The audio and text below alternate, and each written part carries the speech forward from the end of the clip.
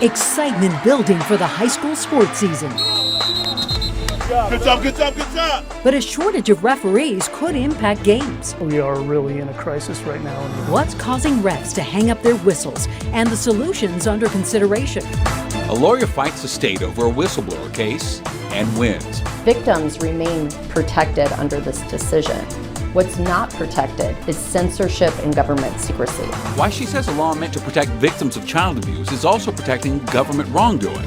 Crooks promising big payouts only to leave victims with nothing. My whole life savings is pretty much gone. The new scam police say they're seeing here in Colorado.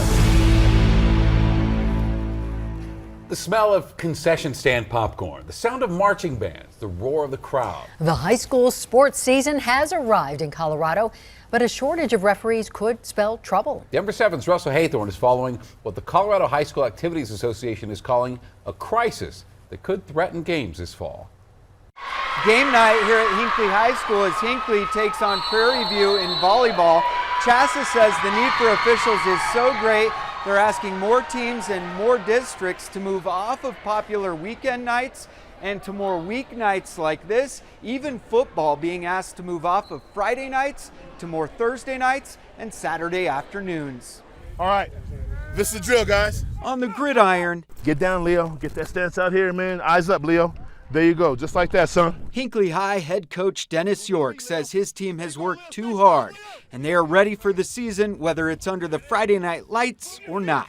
We don't mind playing on a Saturday. We don't mind playing on a Thursday. There simply aren't enough refs to call all the games scheduled for Friday this fall, so if some teams move to Thursday, they can use the same refs on those nights. They are a vital part of the DNA of all sports, right? But a lot of these officials, they're just tired of being berated. Check to make sure that's an approved race. That's not hard. Chassa says the shortage is widespread and includes all sports. We are really in a crisis right now. And really what this is about the kids playing, right? Assistant Commissioner Mike Book is a basketball referee himself and attributes the shortage to low pay, the pandemic, and perhaps most of all, poor sportsmanship among parents and fans. Book says this year, Chassa will take real action if fans become unruly, a promise to officials to be more proactive. I think it's more than just talking, because I think we have talked about it. We have to control it, and we have to put our foot down and say we can't have that,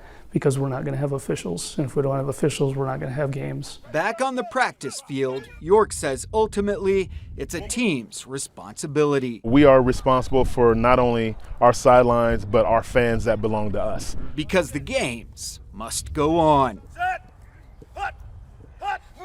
Push it, there you go.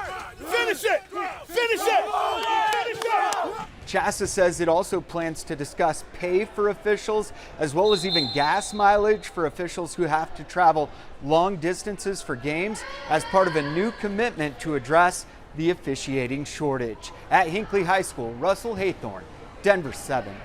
And Chassa says the number of officials needed statewide varies from sport to sport. Currently, Assistant Commissioner Mike Book says there aren't enough officials to cover the varsity contests, let alone JV, freshman and sophomore games. And we asked how many officials Chassa needs this fall, and Book simply said a whole bunch of them and then some. Developing tonight, authorities say multiple people are dead after two planes collide midair while landing at a California airport.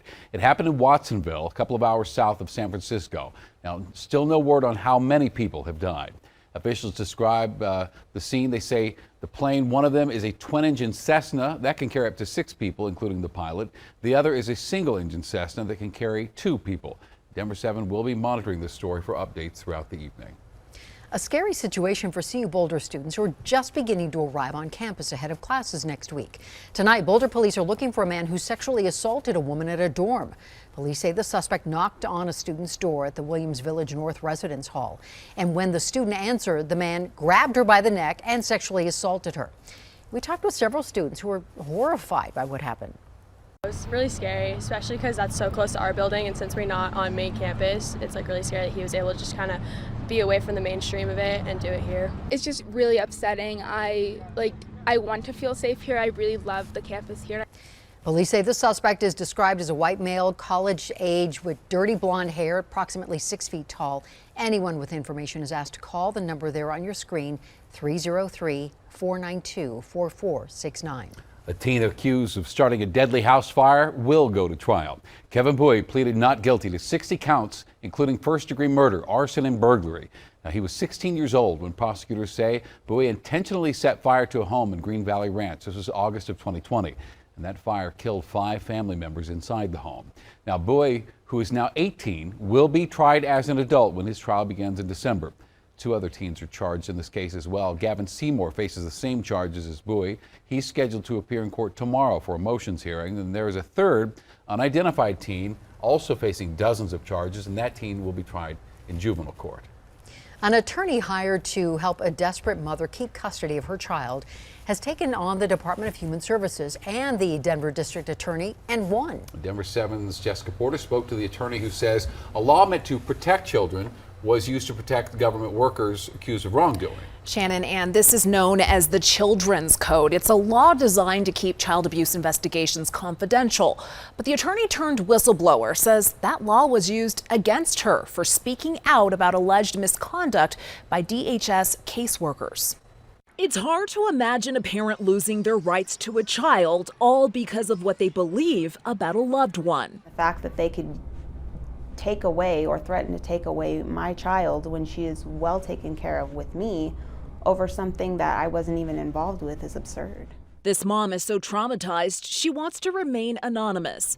She says caseworkers tried to take her parental rights away soon after her ex-boyfriend, a man she hadn't been with for years, was arrested and charged with killing the 3-year-old son of his current girlfriend. She quickly jumped into, well, I need you to tell me that you know what happened and that you know he did it. And my response to her was and has always been, I wasn't there. I don't know what happened. That threat caused the mom to hire attorney Jessica Peck, who says that threat was the tip of the iceberg, that the caseworkers went on to commit serious misconduct against her client. In fact, they went so far as to fabricate the existence of jailhouse phone calls. They attributed statements to my client that she never made in court, and they even went so far as to claim that they attended court hearings that they hadn't even attended. Frustrated, Peck took her concerns to a local newspaper. A series of events happened after that. One of the caseworkers involved was removed from the case.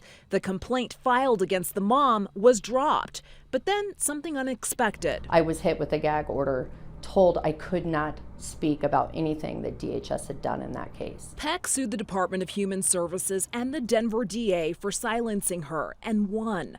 Ultimately, a judge found the Children's Code chilled free speech and was meant to protect children, not wrongdoing by caseworkers. Victims remain protected under this decision.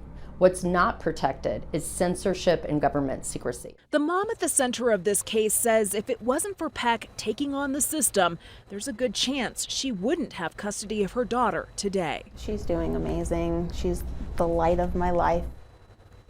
And the Colorado Department of Human Services released a statement to us about losing their case, saying they are disappointed with the court's decision and that, quote, keeping reports and records of child abuse and neglect confidential except where a professional or agency has a legal right to know is key to protecting the privacy of vulnerable children and their families. Ann? Thank you, Jess. A blow to Justice Department efforts to keep private the affidavit behind the FBI search at Mar-a-Lago. A federal judge in Florida is signaling that he will order the DOJ to unseal at least a portion of the affidavit. He's giving the department 1 week to submit a copy with proposed redactions for the information he wants to keep secret. A coalition of media groups, including ABC News, are asking for the affidavit to be unsealed, citing the unprecedented search at the home of a former president. The Justice Department has so far rebuffed pressure to unseal the affidavit, arguing that it could hurt its investigation. FBI agents last Monday recovered 27 boxes of material from Trump's South Florida estate. Included were 11 sets of classified and top secret documents. The former president has denied any wrongdoing. Meanwhile, there's more trouble for the company that bears the former president's name. The longtime chief financial officer for the Trump Organization is pleading guilty to 15 counts, including tax fraud and larceny. And as part of the deal, Alan Weiselberg has agreed to testify in the upcoming trial against the Trump Organization. The company is accused of helping top executives avoid taxes on things like luxury cars and rent-free apartments. Monkeypox is impacting younger men in the Denver area. CDPHE recently updated its new monkeypox, or MPX, database to include demographics like the age and gender of the 168 cases reported in our state. More than 85% of cases are among men.